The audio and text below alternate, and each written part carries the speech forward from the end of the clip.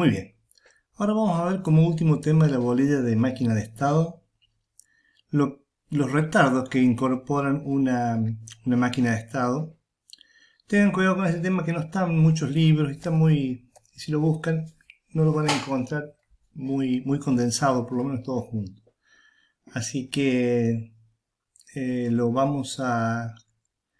a explicar por supuesto en el video y cualquier duda la charlamos en los foros o cualquier consulta que tengan para hacer. Bien,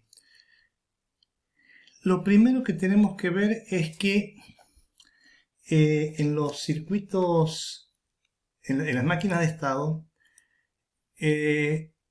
conocer a la máxima frecuencia que puede trabajar es muy importante porque tenemos en general uno de los mayores requerimientos que hay es que se trabaje a una alta velocidad. Una alta velocidad implica que los cambios de estado tienen que ser lo más pronto posible. Y como los cambios de estado están fijados por los flancos de los relojes, de los clocks, ¿no es cierto?, de la señal de sincronismo, entonces lo que queremos fijar es la frecuencia máxima de esa señal de sincronismo. ¿Qué limitaciones existen por qué no aumentamos la frecuencia de sincronismo y listo? Bueno, porque aparecen retardos, ¿cierto?, en los componentes de nuestra máquina de estado, que si nosotros aumentamos la frecuencia de una manera excesiva, va a dejar de comportarse como está previsto, como nosotros queríamos que se comportara.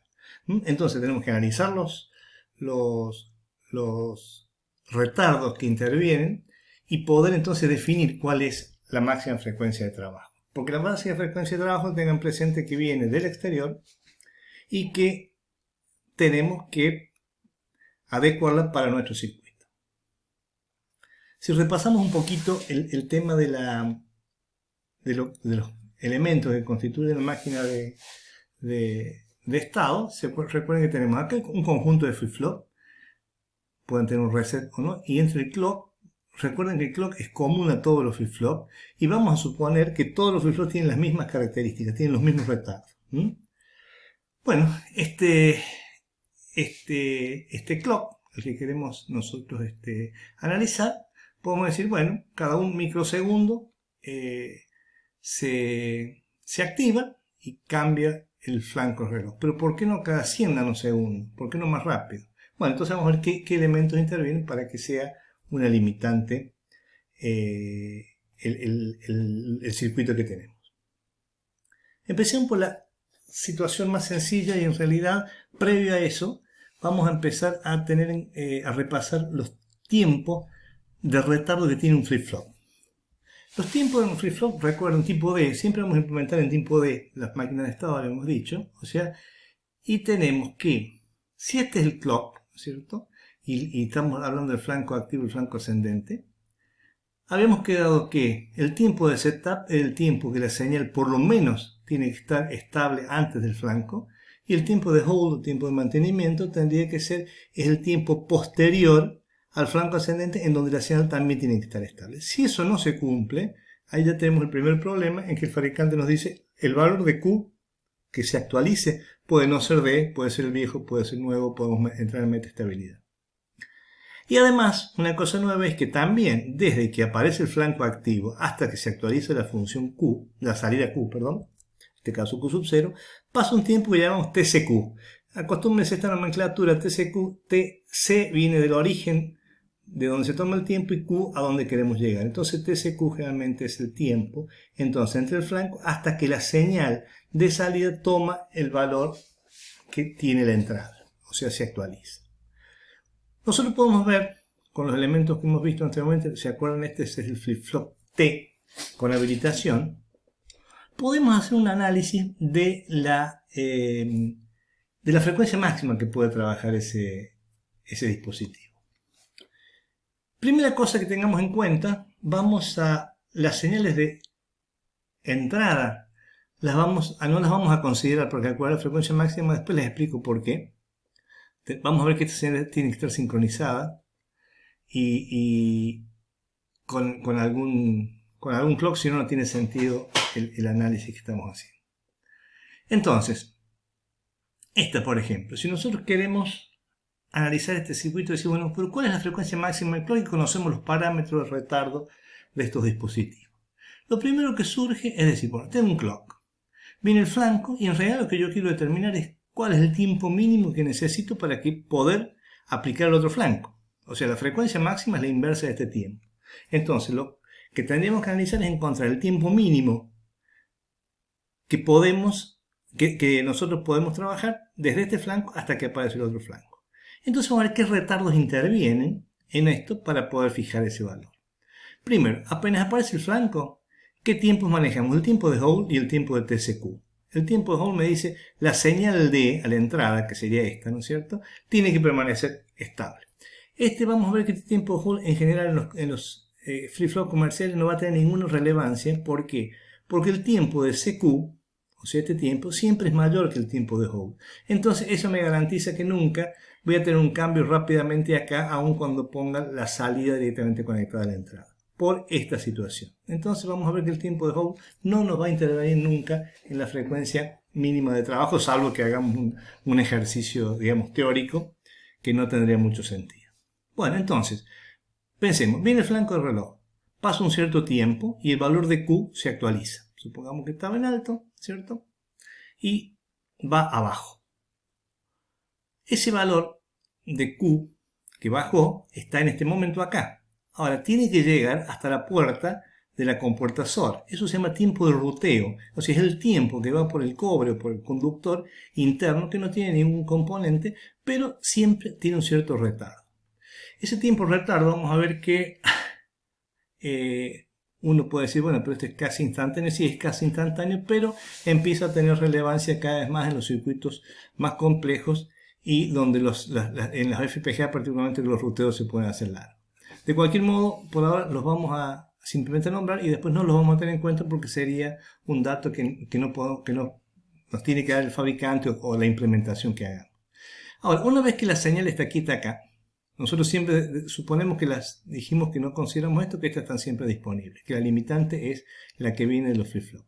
Entonces, pasa un tiempo el retardo de la SOR, de la hora exclusiva.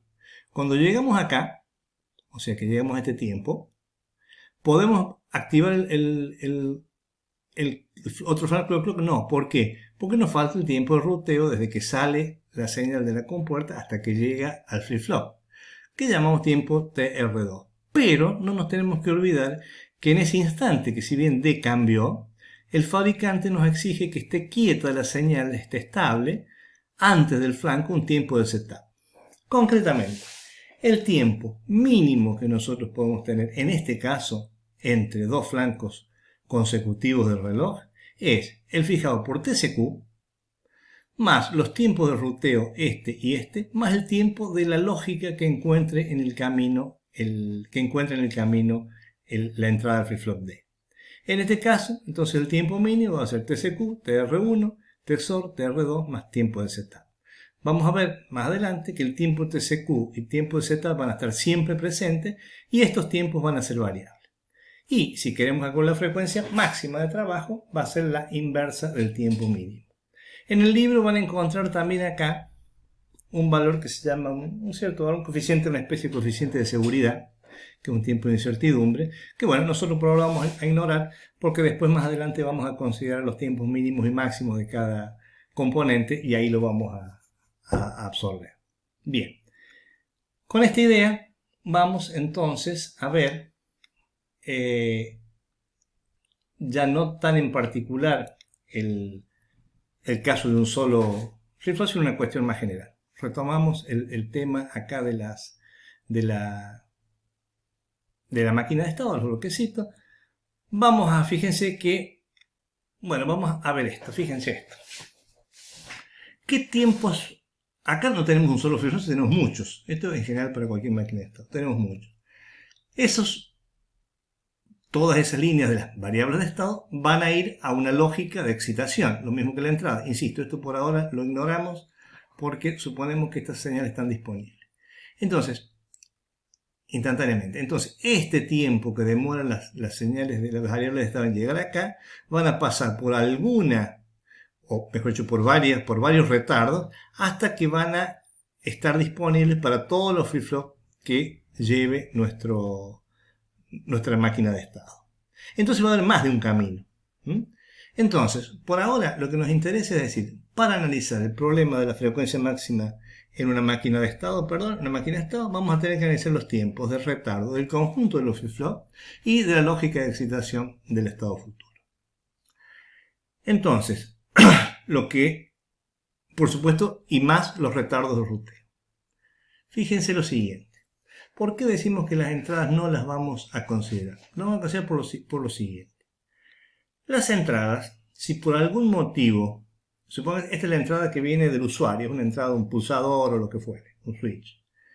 Todas esas entradas se deben sincronizar como están sincronizadas estas otras. Entonces, esa entrada X podemos decir que está disponible prácticamente sin ningún retardo en cualquier lugar. Si bien puede llegar a ser crítico porque tiene un ruteo muy largo, lo vamos a dejar por ahora un poquito en suspenso y vamos a suponer que esta está siempre disponible antes que cualquiera de las otras señales que están a la salida de los flip-flop. Entonces vamos a considerar, vamos a tener en consideración esa salvedad. Fíjense, supongamos que esto que está acá, estos son los flip-flops, tenemos 3 flip-flops, y acá tenemos lógica, y esa lógica de acá tiene entrada la X, digamos, y tiene los Q0, Q1 y Q2, todo esto que tiene acá. Entonces, nosotros ¿qué tenemos que establecer acá? Tenemos que ver cuánto demora la señal desde que viene el clock hasta que está quieta acá, ¿no es cierto? Más el tiempo de setup, acá, acá y acá. ¿Y qué tiempo tenemos que considerar? Tenemos que considerar no el primero que llega y está listo, porque probablemente esta señal todavía no se estabilizó cuando esta llegó, porque tiene menos compuertas en el camino, o demora menos, y resulta que mando el próximo clock y esto, en vez de mandar la señal actualizada, manda una señal vieja.